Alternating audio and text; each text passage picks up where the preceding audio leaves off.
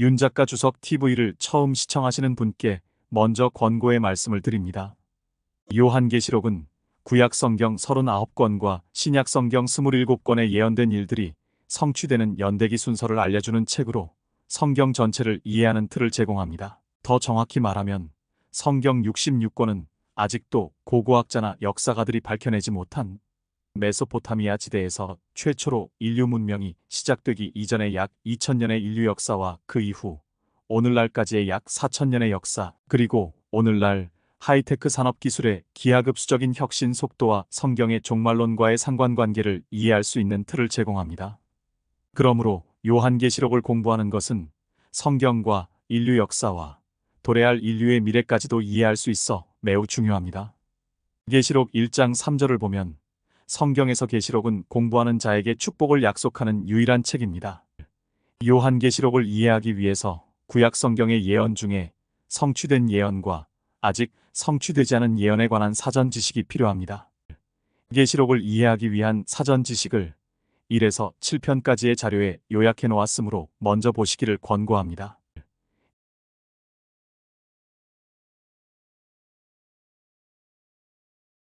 2장 이방인의 때 예언을 이해하는 데 필요한 인문 자료의 또 다른 영역은 이방인의 시대의 본질과 과정에 대한 이해입니다. 이방인의 시대에 대한 정의는 누가복음 21장 24절에서 찾을 수 있습니다. 그들이 칼날에 쓰러져 모든 나라에 포로로 끌려가겠고 예루살렘은 이방인의 때가 차기까지 이방인의 밟힘을 받으리라. 이방인의 시대는 바빌로니아 제국부터 메시아의 재림까지 이방인이 예루살렘 성읍을 지배하는 긴 기간으로 정의할 수 있습니다. 이것은 성읍에 대한 일시적인 유대인의 통제를 배제하지는 않지만 그러한 모든 유대인의 통제는 재림 때까지 일시적일 것입니다. 이러한 일시적인 통제는 마카비 시대 BC 164년에서 63년 로마에 대한 제1차 유대인의 저항 AD 66에서 70년 로마에 대한 제2차 유대인의 저항 바르 코크바의 저항 AD 132년에서 135년 그리고 1967년 이후 6일 전쟁으로 인해 이루어졌습니다. 이 역시도 이방인들이 적어도 3년 반 동안 예루살렘을 짓밟을 것이기 때문에 일시적인 현상입니다. 계시록 11장 1절. 그러므로 재림 전에 유대인이 예루살렘 성을 점령하는 것은 일시적인 것으로 보아야 하며 이방인의 시대가 끝났다는 것을 의미하지 않습니다. 이방인의 시대는 이방인들이 더 이상 예루살렘 도성을 밟을 수 없을 때에만 끝날 수 있습니다. 이방인의 시대의 과정을 이해하려면 네 구절을 연구한 다음 결합해야 합니다. 이후에 각 구절은 앞의 구절을 바탕으로 하여 더 자세히 설명합니다. A. 다니엘 2장 31에서 45절. 느부갓네살 꿈의 기본 내용은 31에서 35절에 있습니다. 왕이여, 왕이 보셨나니 큰 신상을 보심이라. 이 신상은 강력하고 광채가 뛰어나서 왕 앞에 섰는데 그 용모가 무서웠나이다. 이 신상의 머리는 정금이요, 가슴과 팔은 은이요, 배와 널쩍다리는 노시요, 다리는 철이요, 발의 일부는 철이며 진흙이었나이다. 왕께서 손으로 다듬지 않은 돌이 철과 진흙으로 된 신상의 발을 쳐서 조각으로 부수는 것을 보았나이다.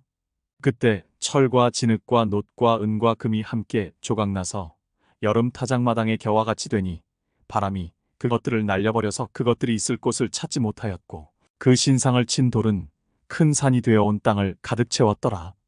다니엘은 신상의 경이로움에 대한 일반적인 설명 31절을 한 후 신상의 구성에 관하여 설명합니다. 32, 33절. 이 신상의 머리는 금으로, 가슴과 팔은 은으로, 배와 허벅지는 놋으로, 다리는 철로, 발과 발가락은 일부 철과 일부 진흙으로 이루어져 있다고 묘사합니다. 이 금속과 관련하여 두 가지 점에 유의해야 합니다. 첫째, 강도가 증가하지만 둘째, 가치가 감소합니다. 바빌론은 군주가 법 위에 있는 절대 군주제였고 메디아 페르시아는 군주가 법 위에 있지 않았고 자신의 법령을 변경할 권한도 없었으며 그리스 왕들은 왕조나 왕권이 없었고 정복의 힘과 개인적인 은사로 통치했으며 로마 제국주의는 제국 정부 형태와 결합한 폭민 통치로 변질된 공화정이었다는 점에서 성취는 권위와 통치 성격의 감소로 나타날 것입니다. 그러나 한 제국의 힘이 다른 제국보다 강해집니다. 그런 다음 돌이 신상을 쳐서 신상이 파괴됩니다. 34, 35의 2절. 그런 다음 신상이 파괴된 상태에서 돌은 큰 산이 되어 온 땅을 가득 채웁니다. 35비절. 신성한 기원을 강조하는 돌은 손으로 다듬지 않았습니다. 이렇게 느부갓네살이 꿈을 꾼 놀라운 신상을 묘사한 다니엘은 36에서 45절에서 그 해석을 이어갑니다. 그 꿈이 이러하오며 우리가 그 해석을 왕 앞에서 설명하리이다. 오 왕이여, 왕은 왕 중의 왕이시라. 하늘의 하나님께서 왕께 왕국과 권세와 능력과 영광을 주셨나이다. 또 사람의 자손들과 들의 짐승들과 하늘의 새들이 살고 있는 모든 곳들을 하나님께서 왕의 손에 주셔서 왕으로 그들 모두를 다스리는 자가 되게 하셨나니 왕은 곧 이금머리니이다. 왕 이후에 왕보다 못한 다른 왕국이 일어날 것이요 또 다른 셋째 왕국이 노스로 일어나 온 세상을 다스리게 되리이다. 넷째 왕국은 철같이 강한 왕국이 될 것이니 철은 모든 것을 산산조각 내며 이기는 것이라. 철이 모든 것을 부수는 것 같이 그 왕국이 산산조각을 내고 깨뜨릴 것이니이다. 그 일부는 토기장이의 지늘기며 일부는 철인 발과 발가락을 왕께서 보셨으니 그 왕국이 나뉘어질 것이며 왕께서 철과 차진 지늘기 섞인 것을 보셨으니 그 왕국에는 철의 강함이 있을 것이니이다. 또한 그 발가락의 일부는 철이요 일부는 지늘기므로 그 왕국이 부분적으로 튼튼하고 부분적으로 부서질 것이니이다. 왕께서 철과 차진 진흙을 보셨으니 그들은 사람들의 씨와 섞일 것이나 그들이 서로 합하지 못하는 것이 철이 진흙과 섞이지 못함과 같으리이다. 이들 왕들의 때에 하늘의 하나님께서 결코 멸망하지 않는 한 왕국을 세우시리니 그 왕국은 다른 백성에게 넘겨지지 않을 것이요 도리어 그 왕국이 이 모든 왕국들을 쳐부수고 멸하여 영원히 설 것이니이다. 왕께서 사람의 손을 대지 않고 산에서 떨어져 나간 돌과 그 돌이 철과 놋과 진흙과 은과 금을 산산조각 내는 것을 보신 것은 위대하신 하나님께서 이후에 있을 일을 왕께 알게 하신 것이니 그 꿈은 분명하고 그 해석은 확실하나이다. 해석을 설명한 36절 이후 다니엘은 금머리 37, 38절의 의미를 바벨론 제국의 수장인 느부갓네살을 가리키는 것으로 해석합니다. 느부갓네살이 BC 586년에 예루살렘과 솔로몬 성전을 파괴하면서 이방인의 시대가 시작되었고 따라서 바빌론은 4개의 이방인 제국 중 처음으로 예루살렘을 지배한 제국이었습니다. 느부갓네살에게 부여된 실제 권리는 사람이 사는 땅 전체가 포함되었지만 통치하는 것은 선택하지 않았습니다. 이 사실은 예레미야 27장 5에서 8절과 에스겔 26장 7에서 14절을 통해 확인됩니다. 은의 가슴에 결합된 은의 두 팔은 메디아 페르시아 제국을 세운 메디아와 페르시아의 두 나라를 상징합니다. 39의 2절. 바빌로니아 제국보다 열등한 것으로 선언합니다. 메데인과 페르시아인이 연합했지만 결코 하나의 민족으로 융합되지 않았고 정부가 법을 착각했기 때문에 바빌론의 내적 통일성이 결여되었습니다. 메디아 페르시아 제국의 뒤를 이어 그리스 또는 헬레니즘 제국은 배와 노쇠로 된 두 개의 허벅지 39비절로 상징되는 세 번째 영토로 동방과 서방을 융합했습니다. 동방 오리엔털은 유프라테스 강과 티그리스 강 유역의 아시리아, 멸망한 고대 수메르 국가의 자손들이 세운 국가부터 이집트의 강까지 초승달 모양의 비옥한 땅의 메소포타미아 지대에 속한 국가들을 가리킵니다. 동방 문화는 유일신 야훼를 숭배하는 히브리인의 종교적 문화를 기조로 삼고 있었습니다. 서방, 옥시덴탈은 고대 그리스, 마케도니아, 이탈리아, 그리고 소아시아, 오늘날의 튀르키의 서부 해안 일대의 고대 국가 이오니아를 가리킵니다. 서방 문화는 이오니아 밀레토스 출신의 철학의 아버지라고 불리는 탈레스로부터 시작된 자연 철학을 기조로 삼고 있었습니다. 그리스의 고대 철학자들이 이 두 문화를 융합시킨 헬레니즘이 탄생했고 그리스의 알렉산더 대제가 정복지마다 헬레니즘을 전파하고 헬라 제국을 세웠습니다. 두 개의 허벅지는 헬레니즘 제국에서 발생하여 유대 영토와 예루살렘을 지배한 시리아와 이집트를 상징할 수도 있습니다. 시리아는 바빌론과 같은 조공을 받았지만 바빌론과 마찬가지로 조공을 행사하고 받기로 선택하지 않았습니다. 나머지 이미지는 네 번째 이방 제국을 나타냅니다. 40에서 43절. 이 네 번째 제국은 여러 단계를 거치는데 그중 세 단계가 본문에 제시되어 있습니다. 먼저 연합 단계가 있습니다. 40절. 그러나 이 연합 단계는 여전히 철의 힘을 가진 두 개의 분열 단계로 이어집니다. 41절. 그러나 결국 네 번째 이방 제국은 열 발가락이 철과 진흙으로 구성된 것에서 볼 수 있듯이 열 분열 단계로 나아갑니다. 42에서 43절. 이 열 분열 단계의 일부는 강하고 일부는 부서지기 쉽고 약할 것입니다. 응집력의 부족은 특히 발가락에서 분명하게 드러납니다.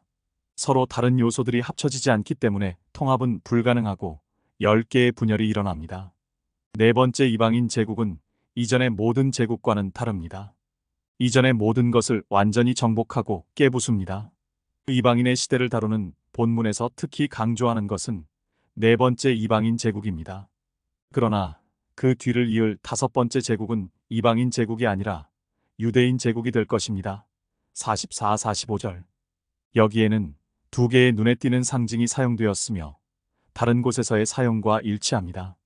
돌이라는 단어가 상징적으로 사용될 때마다 그것은 항상 삼위일체의 두 번째 위격, 아들 하나님, 이스라엘의 메시아이신 주 예수를 상징합니다. 산이라는 단어가 상징적으로 사용될 때마다 항상 왕, 왕국 또는 보좌의 상징입니다. 따라서 네 번째 이방인 제국에 이어 하나님께서는 자신의 왕국을 세우실 것입니다.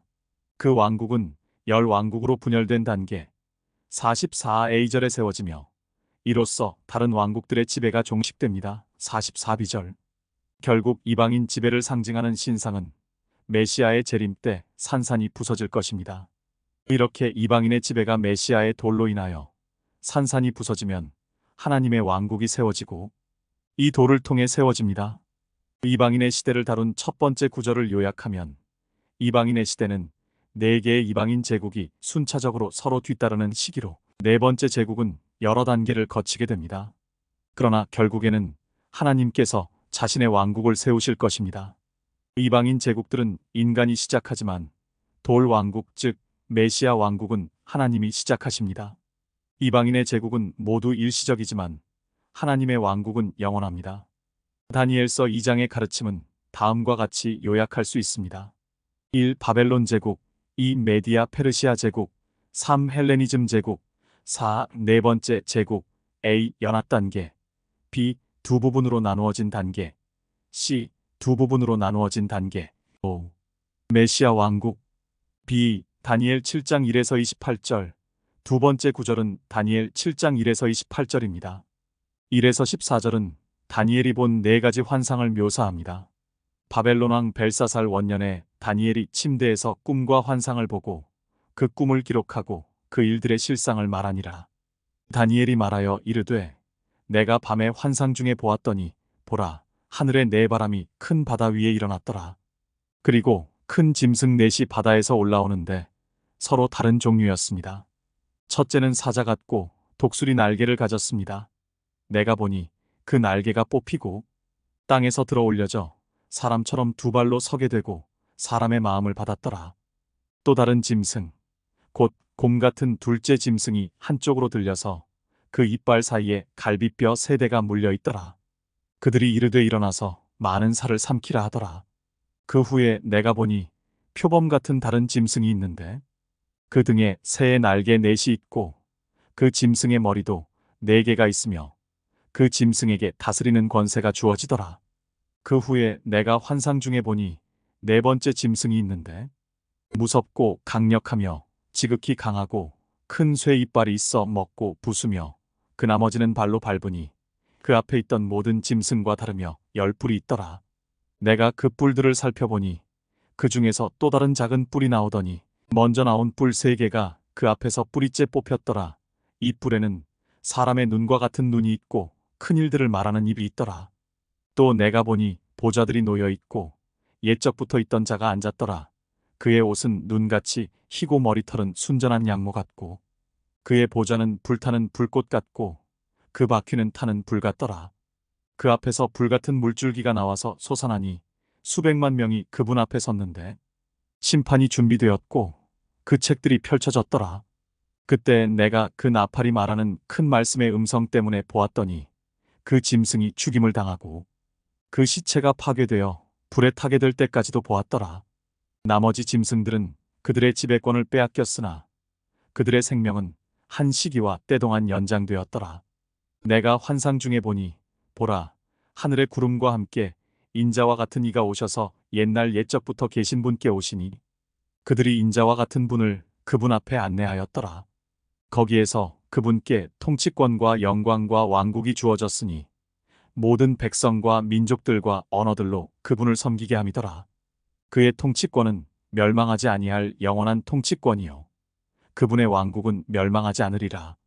1절에서 네 가지 환상의 때 장소를 밝힌 후 2에서 6절에서 첫 번째 환상이 묘사됩니다.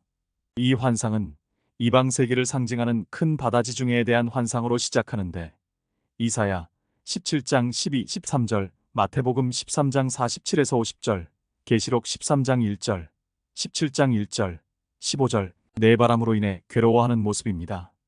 2절, 그 숫자는 이방 제국들과 같고 바람은 하나님의 주권과 섭리를 가리킵니다.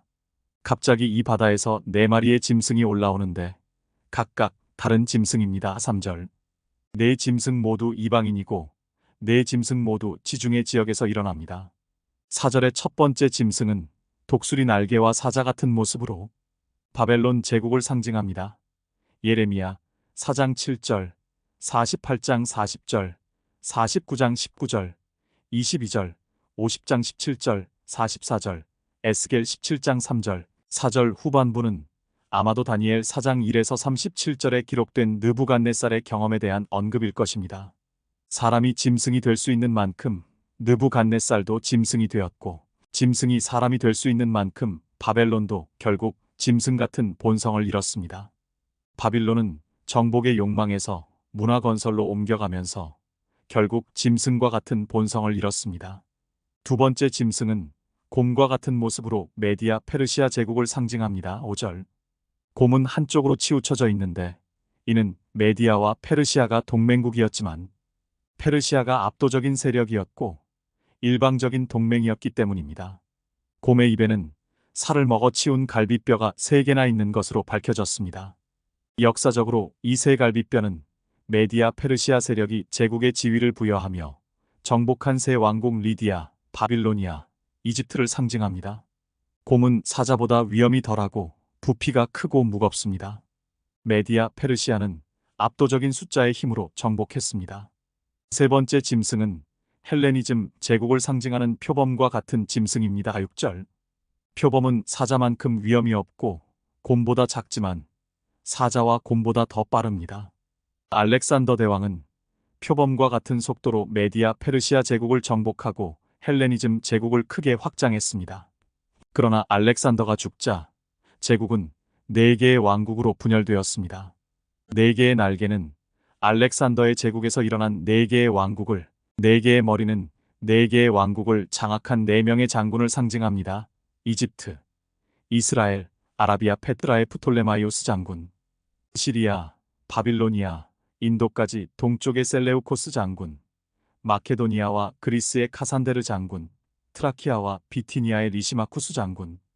7, 8절에 나오는 두 번째 환상은 네 번째 짐승에 대해 설명합니다. 다른 짐승과 달리 설명이 없습니다. 다른 짐승들은 동물에 대한 설명이 있지만 이 짐승에 대해서는 아무런 설명이 없습니다. 이 네 번째 짐승은 다른 모든 짐승과는 확연히 다른 다양한 모습으로 묘사됩니다. 이 짐승은 그 앞에 있는 모든 것을 완전히 제압하고 산산조각 냅니다. 이전의 세 제국보다 훨씬 더 사나운 모습으로 등장합니다. 네 번째 짐승은 10개의 뿔을 가지고 있습니다. 그러나 10개의 뿔로 시작하지만 11번째 뿔, 즉 작은 뿔이 생겨나 다른 10개의 뿔 중 3개를 뿔이 뽑습니다. 다른 세 뿔을 뿔이 뽑은 후 큰 말을 하기 시작합니다. 세 뿔이 뽑히면 원래 뿔 중 7개가 남고 작은 뿔은 이제 11번째 뿔이 아니라 8번째 뿔이 됩니다. 다니엘서 2장에서와 마찬가지로 다시 한번 제4제국의 독특성이 강조되며 이 제국은 여러 단계를 거치게 될 것이라고 명시되어 있습니다. 해석은 나중에 논의할 것입니다. 그러나 지금은 네 번째 짐승이 네 번째 이방인 제국을 대표한다는 점에 유의하는 것으로 충분합니다. 세 번째 환상은 9에서 12절에 나옵니다. 이 세 번째 환상은 하늘에서 일어납니다. 9, 10절에서 이 환상은 아버지 하나님의 보좌에 관한 것으로 옛적부터 계신 자라는 칭호로 묘사합니다. 심판자로 여겨지며 심판의 책이 펼쳐집니다. 그분은 이러한 심판을 담당할 무수한 천사들에게 둘러싸여 있습니다. 심판의 대상이 되는 것은 넷째 이방 제국입니다. 11, 12절. 11절에서 심판과 멸망을 받는 것은 네 번째 짐승, 특히 작은 뿔입니다. 12절의 나머지 세 짐승에 대해서는 두 가지가 언급되어 있습니다. 첫째는 새 짐승의 지배권을 빼앗았다는 것이고, 둘째는 새 짐승의 생명이 한 시기와 한때 동안 연장되었다는 것입니다. 이것의 정확한 의미는 이방인의 시대와 관련된 세 번째 구절에서 논의할 것입니다. 세 번째 환상은 네 번째 제국에 대한 심판을 위해 움직일 준비가 된 아버지 하나님의 모습입니다. 13, 14절은 네 번째 환상을 담고 있습니다. 넷째 이방 제국이 멸망한 후 하나님의 왕국이 세워지는 것을 묘사합니다. 순서는 재림 13절과 메시아 왕국 14절의 순서입니다. 다니엘 2장에서 볼 수 있는 네 이방 제국에 대한 개요와 거의 동일한 네 가지 환상을 묘사한 후 이제 15에서 27절에서 해석을 제시합니다. 주요 강조점은 네 번째 제국에 있습니다. 나 다니엘이 내 몸 가운데 있는 내 영 안에서 슬퍼하였고 내 머리의 환상들이 나를 괴롭게 하였기에 내가 곁에 서 있는 그들 중 한 사람에게 다가가서 이 모든 일의 진리를 그에게 물었더니 그가 나에게 말하여 그 일들의 해석을 내게 알려주더라. 이 커다란 네 짐승은 땅에서 일어날 네 왕이라. 그러나 지극히 높으신 분의 성도들이 그 왕국을 얻으리니 영원하고 영원무궁한 그 왕국을 차지하리라. 그때 내가 그 넷째 짐승에 대한 진리를 알고자 하였으니 그 짐승은 다른 짐승들과 달라서 심히 무서우며 그의 이는 철이고 그의 발톱은 노시요 그는 먹어 삼키고 산산이 부수며 나머지는 그의 발로 밟으며 또 그의 머리에는 10개의 뿔이 있고 또 다른 뿔이 나오니 그 앞에서 세 뿔이 떨어져 나갔으며 그 뿔에는 눈들도 있고 매우 큰 일을 말하는 입이 있으니 그의 모양이 그의 동료들보다 더 강하게 보이더라. 내가 보니 이 뿔이 성도들과 싸워 이기더라. 옛날부터 계신 분이 오시니 지극히 높으신 분의 성도들에게 심판이 주어졌고 그때가 이르자 성도들이 그 왕국을 차지하더라. 그러므로 그분께서 말씀하시기를 넷째 짐승은 땅 위의 넷째 왕국이 되리니 그것은 모든 왕국과 달라서 온 세상을 집어삼키고 밟아서 산산조각을 낼 것이라. 이 왕국에서 나온 10뿔은 장차 일어날 10왕이며 또 하나가 그들 뒤에 일어나리라. 그는 먼저 있던 자들과 다르며 그가 새 왕을 복종시킬 것이라.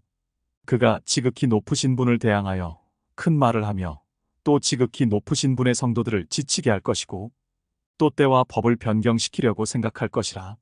그들은 그의 손에 주어져서 한 때와 두 때와 반 때를 지내리라. 그러나 그 심판이 시작되리니 그들이 그의 권세를 빼앗아서 끝까지 그것을 소멸하고 멸망시키리라. 그 왕국과 권세와 온 하늘 아래 왕국의 위대함이 지극히 높으신 분의 성도들의 백성에게 주어지리니 그 왕국은 영원한 왕국이며 모든 권세들이 그분을 섬기고 복종하리라 하시더라. 여기까지가 그 일의 끝이라. 나 다니엘로 말하자면 내 생각이 나를 몹시 번민케 하였으며 내 용모가 변하였으나 내가 그 일을 내 마음속에 간직하였노라. 다니엘이 15, 16절에서 해석을 요청한 후 17, 18절에서 요약된 해석이 주어집니다. 17절에서 다니엘은 이 네 짐승이 네 왕국을 상징한다는 말을 듣습니다. 그러함에도 불구하고 네 이방 제국이 소유하게 될 왕국은 일시적일 것이기 때문에 그 왕국을 소유하게 될 것은 지극히 높으신 분의 종들입니다. 18절. 앞서 네 짐승이 바다에서 일어났다면 여기서는 땅에서 일어납니다. 바다에서 나온다는 것은 네 짐승의 신원이 이방인이라는 것을 강조합니다. 땅에서 올라오는 것은 인류라는 것을 강조합니다. 이들은 하나님의 왕국이 아니라 인간 왕국입니다. 이 요약적인 해석을 받은 다니엘은 19에서 22절에서 네 번째 짐승에 대한 추가 해석을 요청합니다. 이 해석을 하면서 다니엘은 네 번째 짐승에 대해 자신이 본 것을 더 자세히 설명합니다. 19절에서 그 다양성을 지적합니다. 네 번째 제국의 다양성이 계속해서 강조되는 점에 주목하는 것이 중요합니다. 이 다양성에 대해 다니엘은 의미를 찾습니다. 다니엘은 20A절의 열 뿔과 마지막으로 20B에서 22절의 작은 뿔의 의미를 더 알고 싶어 합니다. 다니엘은 열 뿔 중 세 뿔을 쓰러뜨리고 20B절 큰 일들을 말하고 20C절 성도들과 전쟁을 벌여 이기게 하는 21절 등 작은 뿔의 활동에 관한 추가 정보를 요청합니다. 그러나 마침내 작은 뿔은 옛날부터 계신 분이 직접 오셔서 뽑아내십니다. 옛날부터 계신 분이 작은 뿔을 심판하시면 작은 뿔은 사라지고 왕국은 성도들에게 넘겨질 것입니다. 요청한 후 23에서 26절에서 다니엘은 네 번째 짐승에 대한 해석을 받습니다. 다니엘 2장에서와 마찬가지로 넷째 제국은 여러 단계를 거치는 것으로 보이지만 항상 2장에서 발견되는 것과 같은 단계는 아닙니다. 23의 2절에서 넷째 제국은 연합 단계에 있으며 이 첫 번째 단계에서 이전의 세 제국과의 다양성을 볼 수 있습니다. 23비절에서 넷째 제국이 온 땅을 삼킬 것이라고 명시되어 있었기 때문에 두 번째 단계인 단일 세계 정부의 단계가 이어집니다. 그 다음에는 24의 2절의 열왕국 단계가 이어지고 작은 뿔, 즉 24비에서 26절의 적그리스도 단계가 이어집니다. 이 구절들은 적그리스도가 열분열 단계, 24비절 이후에 일어난다고 말합니다. 넷째 제국은 앞의 세 제국과 다르지만 작은 뿔은 다른 열 제국과 다릅니다. 24시절 적그리스도는 결국 이 왕 중의 세 왕을 복종시킵니다. 24디절 25절은 적그리스도가 하나님과 성도들을 대적하는 말에서 볼 수 있듯이 큰 말을 하는 것을 다시 한번 지적합니다. 적그리스도는 때와 시기를 바꾸려고 하며 다른 구절들 다니엘 9장 27절, 12장 7절, 계시록 11장 2절, 3절, 12장 6절, 14절, 13장 5절에서 볼 때 3년 반을 의미하는 한때, 두때, 반때만 통치할 수 있게 됩니다. 그러나 마침내 적그리스도의 지배는 멸망합니다. 26절 작은 뿔의 멸망과 함께 성도들을 위한 메시아 왕국이 세워집니다. 27절 다니엘의 성도들은 교회가 아니라 의로운 이스라엘, 즉 이스라엘의 남은 자를 가리킵니다. 이 장은 다니엘이 방금 본 것에 대한 다니엘의 반응에 관한 결론으로 끝납니다. 28절 다니엘 7장은 특히 네 번째 제국과 관련하여 2장에서 주어진 내용을 더욱 자세히 전개합니다. 7장에 나오는 정보를 도표 형식으로 정리하면 다음과 같습니다. 1. 바빌로니아 제국 2. 메디아 페르시아 제국 3. 헬레니즘 제국 A. 연합단계 B. 네 지역으로 나누어지는 단계 4. 네 번째 제국 A. 연합단계 B. 하나의 세계정부 단계 C. 열 왕국으로 나누어지는 단계 D. 적그리스도 단계 5. 메시아 왕국 C. 다니엘 2장과 7장의 요약과 조합 이방인의 시대를 명확하게 이해하기 위해서는 관련된 다른 두 구절을 보기 전에 다니엘서 2장과 7장 두 장을 비교해야 합니다. 다니엘 2장과 7장은 4개의 이방인 제국을 묘사하며 특히 마지막 제국에 중점을 두고 있습니다. 나란히 비교하면 다음과 같이 요약할 수 있습니다. 다니엘 2장, 다니엘 7장 1. 바빌로니아 제국 1. 바빌로니아 제국 2. 메디아 페르시아 제국 2. 메디아 페르시아 제국 3. 헬레니즘 제국 3. 헬레니즘 제국 A. 연합단계 B. 네 지역으로 나누어진 단계 4. 네 번째 제국 4. 네 번째 제국 A. 연합단계 A. 하나의 세계정부 단계 B. 두 제국으로 나누어진 단계 B. 열정부로 나눠진 단계 C. 열 왕국으로 나누어진 단계 C. 적그리스도 단계 5. 메시아 왕국 5. 메시아 왕국 대부분 특징에서 두 구절은 동일한 내용을 제시합니다. 두 구절 모두 4개의 이방인 제국이 서로 뒤따르고 메시아로 인하여 네 번째 제국이 멸망하고 메시아 왕국이 세워지는 것으로 절정에 달할 것이라는 데 동의합니다. 두 구절 모두 네 번째 왕국의 다양성과 여러 단계를 거친다는 사실을 지적합니다. 이 단계에서 두 본문 사이에 약간의 차이가 있습니다. 다니엘 2장은 네 번째 제국의 세 단계를 보여주며 그중 두 단계는 다니엘 7장에서 언급합니다. 다니엘 7장은 네 번째 제국의 네 단계를 언급하고 있으며 그중 두 단계는 다니엘 2장에서 언급하고 있습니다. 두 도표를 함께 결합하면 다음과 같이 볼 수 있습니다. 1. 바빌로니아 제국, 2. 메디아 페르시아 제국, 3. 헬레니즘 제국, A. 연합단계, B. 내제국 단계, 4. 네 번째 제국, A. 연합단계, B. 두 제국 단계, C. 하나의 세계정부 단계, D. 10개 왕국 단계, 2. 적그리스도 단계, 5. 메시아 왕국. 1. 첫세 제국의 요약. 첫 번째 제국은 금머리와 사자 같은 짐승이 있는 바빌로니아 제국입니다. 이 제국의 여러 측면이 다니엘 1장 1절에서 5장 30절과 7장 4절에 묘사되어 있습니다. 두 번째 제국은 메디아 페르시아 제국으로 은으로 된 팔과 가슴, 곰과 같은 짐승으로 대표된다. 이 제국의 여러 측면이 다니엘 2장 39a 절, 5장 31절에서 6장 28절, 7장 5절, 8장 1에서 7절, 10장 1절에서 11장 2절에 묘사되어 있습니다. 이어서 노빼와 표범 같은 짐승으로 대표되는 세 번째 제국, 헬레니즘 제국이 등장합니다. 이 제국은 알렉산더 대왕 아래 연합국으로 시작했지만 알렉산더 대왕이 사망하면서 네 개의 지역으로 나뉘었습니다. 이 제국은 다니엘 2장 39절, 7장 6절, 8장 7에서 27절, 11장 3에서 35절에서 중요한 계시를 제시합니다. 이 네 번째 제국, 제국주의 그 다음에는 네 번째 제국이 등장하는데 이 제국은 다른 모든 제국과는 다르다고 강조합니다. 다니엘 2장 40에서 43절, 7장 7에서 12절, 19절에서 27절, 9장 27절, 11장 36에서 45절에서 이 제국을 묘사합니다.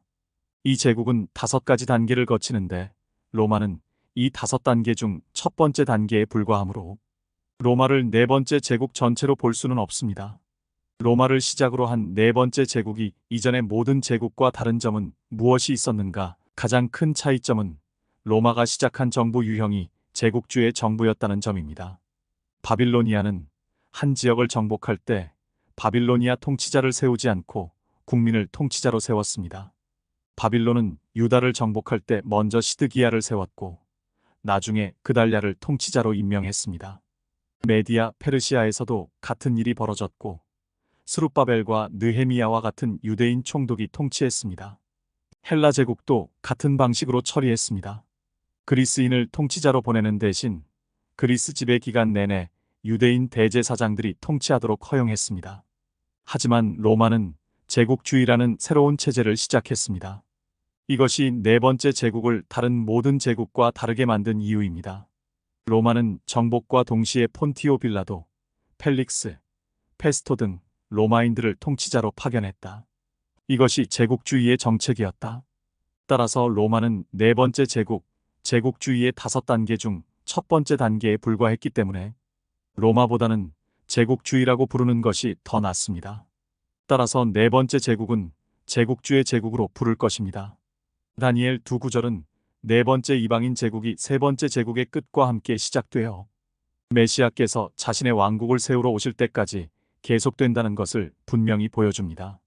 제국주의 제국의 오랜 지속은 5단계의 연속적인 단계를 거치는 것이며 이제 역사가 이 발전에서 어디에 맞는지 알아보기 위해 5단계를 개별적으로 연구할 필요가 있습니다. A. 연합단계.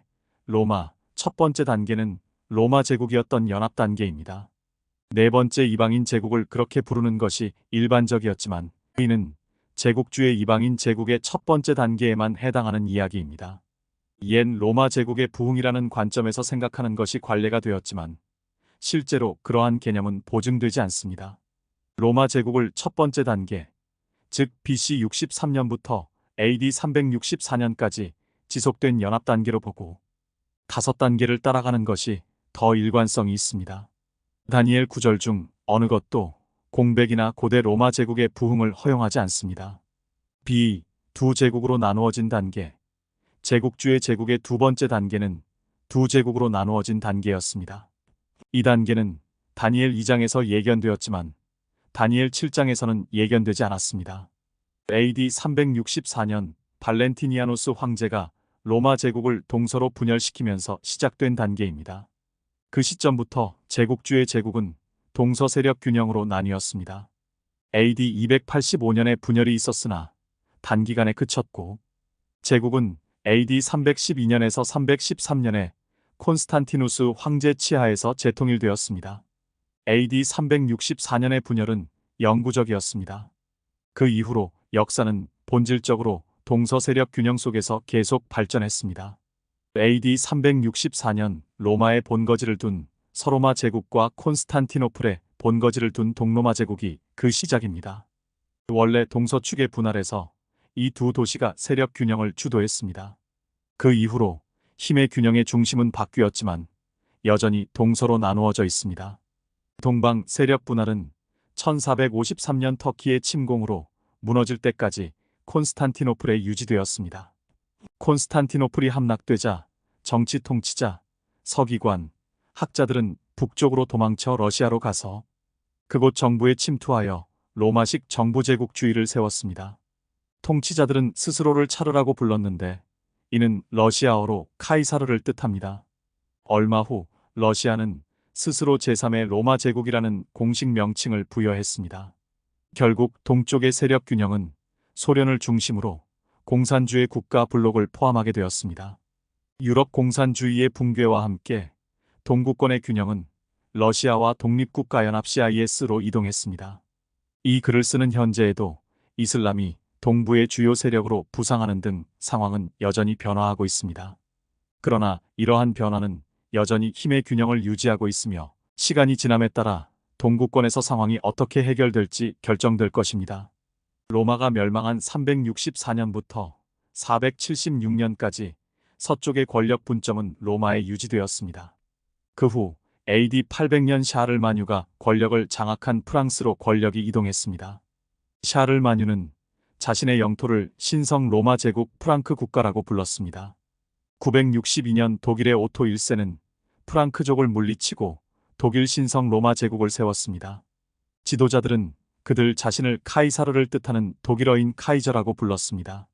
그 이후로 특히 제1차 세계대전 이후 서구의 힘의 균형은 서구의 민주주의 국가에 집중되었습니다. 그래서 364년에 두 제국의 분열 단계가 시작되어 현재까지 이어지고 있습니다.